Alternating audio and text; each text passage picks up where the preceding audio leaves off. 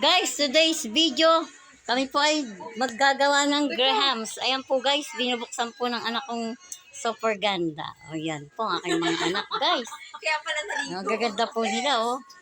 Ito po yung mama nila, haggard pa po tayo guys. Sayang di pa ako ligo. Yan. Kami po ay mag-grahams. Anak, ano ba ang ano niya? Patingin nga. Ay, gayaan pa na yan. Parang, ano yung parang halo-halo. Ano? O, dandahan ka ha. Baka kayo maano niya. Guys, dandahan ang bukas. Ito po yung paglalagyan namin ng grahams. O.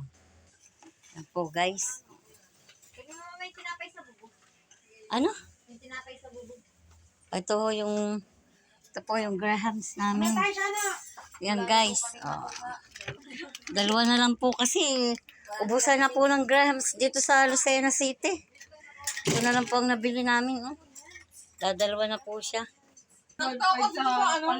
Oh guys, ayan po ang ano. Gagawa kong grahams yung aking mga anak. Kondensada. May kondensada na. Yan. Ay, nagbablog ka si mother. Oh, ngiti. Ngiti, smile. Oh yan guys, po ang sarap naman. Parang nakakaumay.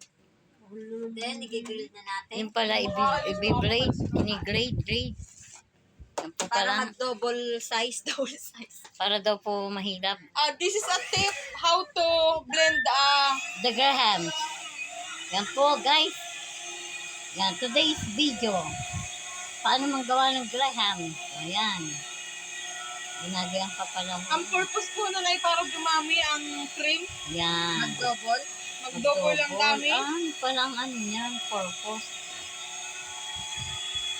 Ginagayan mo pala yan. Pero dapat ibababad nyo muna sa freezer yung gatas para matiglas. Ilalagay sa freezer para mag-ano. Overnight. Overload. Para daw mag-overload. Oh. Guys, yan pala ay matagal. Matagal po pala yan. Ay, mag-video ba? Nakawapin pa. Kala ko kasama ko lang. Ito kasama. Matagal pala yan. Matik yan.